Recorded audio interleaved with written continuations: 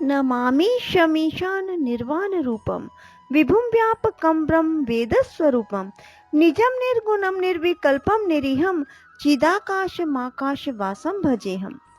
निराकार ओंकार मूलम तुरीयम गिरा ज्ञान गोतीत मीशम गिरीशम करालम महाकाल कालम कृपालम गुणागार संसार पारम नतोहम तुषारद्रि संकाश गौरम गंभीरम मनोभूत कोटि प्रभाषी शरीरम सफुन्मौलि कल्लोल नीचारु गंगा लसत भाल भालिंदु कंठे भुजंगा। राधे राधे मेरे प्यारे भाइयों बहनों माताओं व बंधुओं, संस्कार की बातें चैनल में आपका स्वागत है।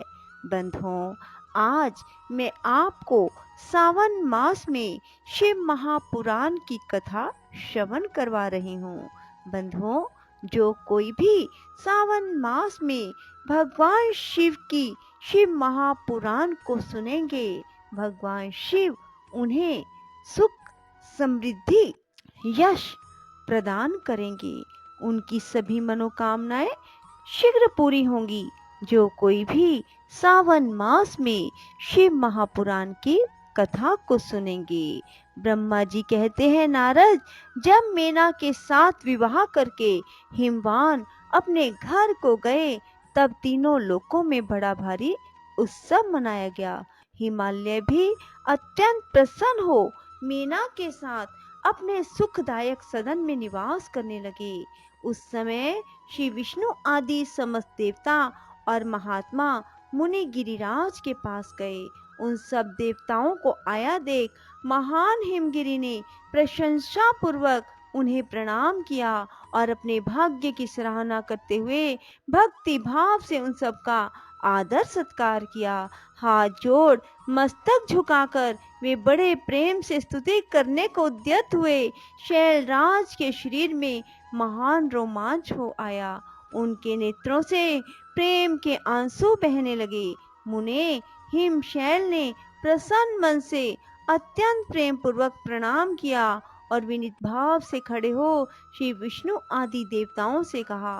हिमाचल बोले, आज मेरा जन्म सफल हो गया, मेरी बड़ी भारी तपस्या सफल हुई, आज मेरा ज्ञान सफल हुआ, आज मेरी सारी क्रियाएं सफल हो गई, आज मैं धन्य हुआ, मेरी सारी भूमि धन्य हुई, मेरा कुल धन्य हुआ, मेरी स्त्री तथा मेरा सब कुछ धन्य हो गया।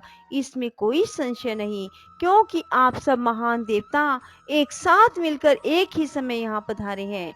मुझे अपना सेवक समझकर प्रसन्नता पूर्वक उचित कार्य के लिए आज्ञा दें। हिमगिरि का यह वचन सुनकर वे सब देवता बड़े प्रसन्न हुए और अपने कार्य की सिद्धि मनाते हुए बोले। देवताओं ने कहा, महाप्रज्ञ हिमाचल, हमारा हितकारक वचन सुनो। हम सब लोग जिस काम के लिए यहाँ आए हैं उसे प्रसन्नता पूर्वक बता रहे हैं।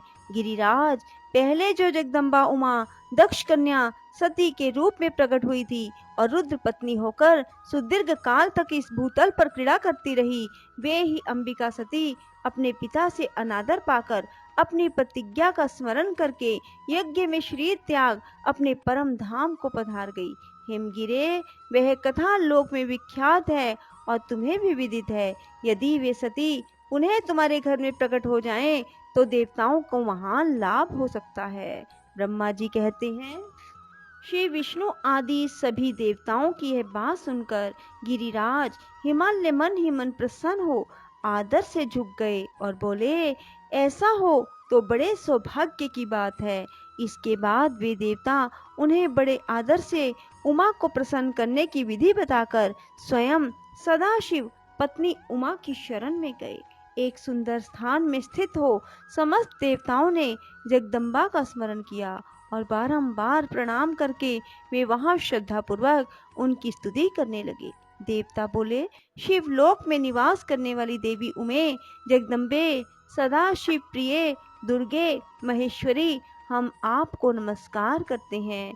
आप पावन शांत स्वरूप श्री शक्ति हैं, परम पावन पुष्टि हैं, अव्यक्त प्रकृति और महत्त्व ये आपके ही रूप हैं। हम भक्ति पूर्वक आपको नमस्कार करते हैं। आप कल्याणमयी शिवा हैं, आपके हाथ भी कल्याणकारी हैं।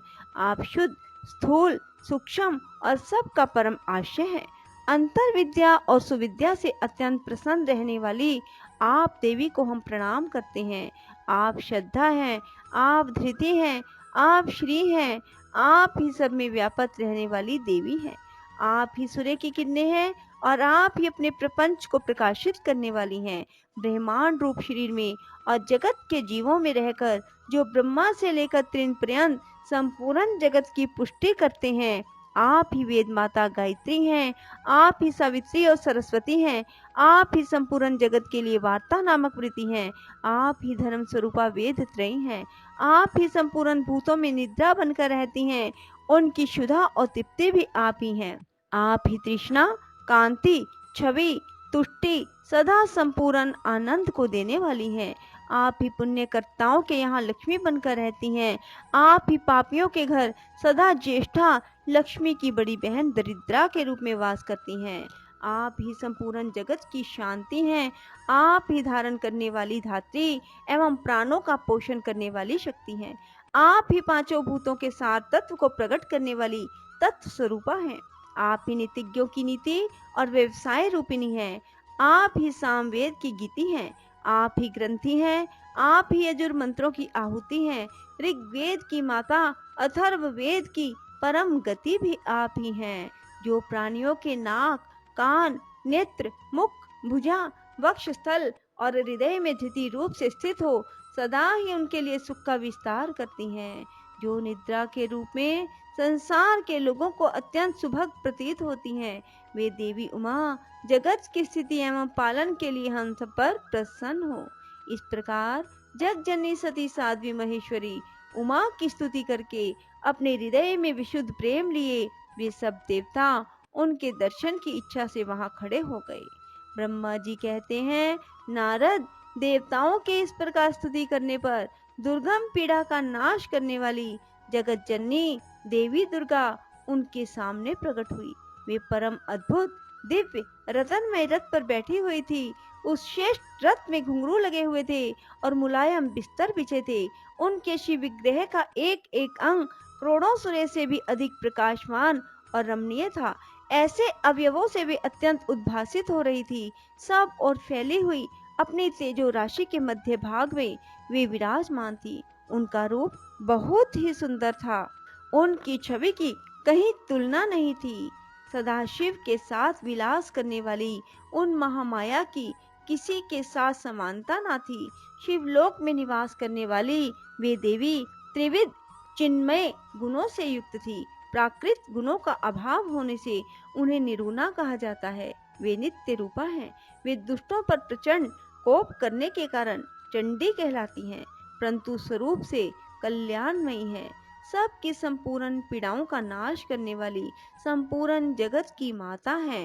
वे ही प्रलय काल में महानिद्रा होकर सबको अपने अंक में सुला लेती हैं तथा वे समस्त सज्जनों का संसार सागर से उद्धार कर देती हैं। शिवा देवी की तेजो राशि के प्रभाव से देवता उन्हें अच्छी तरह देख न सके। तब उनके दर्शन की अभिलाषा से देवताओं ने फिर उनका स्तवन किया। इसके बाद दर्शन की इच्छा रखने वाले विष्णु आदि सब देवता उन जगदम्बा की कृपा पाकर वहां उनका सुस्पष्ट दर्शन कर सके। इसके बाद देवता बोले, अंबिके, महादेवी, हम सदा आपके दास हैं। आप प्रसन्नता पूर्वक हमारा निवेदन सुने। पहले आप दक्ष की पुत्री रूप से अवतीर्ण हो लोक में रुद्रदेव की वल्लभा हुई थी। उस समय आपने ब्रह्मा जी के तथा दूसरे देवताओं के महान दुख का निवारण किया था। इसके बाद पिता से अनादर पाकर अपने ही की हुई प्रतिज्ञा के अनुसार आपने शरीर को त्याग दिया और स्वधाम में पधार आई।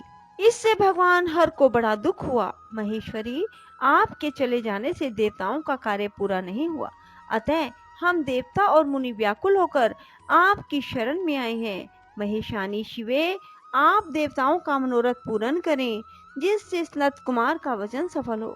देवी, आप भूतल पर अवतीर्ण हो पुनः रुद्रदेव की पत्नी होइए और यथा योग्य ऐसी लीला कीजिए जिससे देवताओं को सुख प्राप्त हो। देवी, इससे कैलाश पर्वत पर निवास करने वाले रुद्रदेव भी सुखी होंगे। आप ऐसी कृपा करें जिससे सब सुखी हों और सबका सारा दुख नष्ट हो जाए। ब्रह्मा जी कहते हैं, नारद, ऐसा कहकर विष्णु आदि सब देवता प्रेम में मगन हो गए और भक्ति से विनम्र होकर चुपचाप खड़े रहे। देवताओं की यह स्तुति सुनकर शिवा देवी को भी बड़ी प्रसन्नता हुई। उसके हेतु का विचार करके अपने शुभ शिव का स्मरण करती हुई भक्त वत्सला दयामयी उमा देवी उस समय विष्णु आदि देवताओं को संबोधित करके हंस कर बोली, बोलो शिव शंकर भोलेनाथ की जय। राधे राधे। जय श्री कृष्णा। बंधुओं, यदि आपको शिव महापुराण की कथा पसंद आए तो इसे लाइक करें और कमेंट बॉक्स में हर हर महादेव लिखना ना भूलें।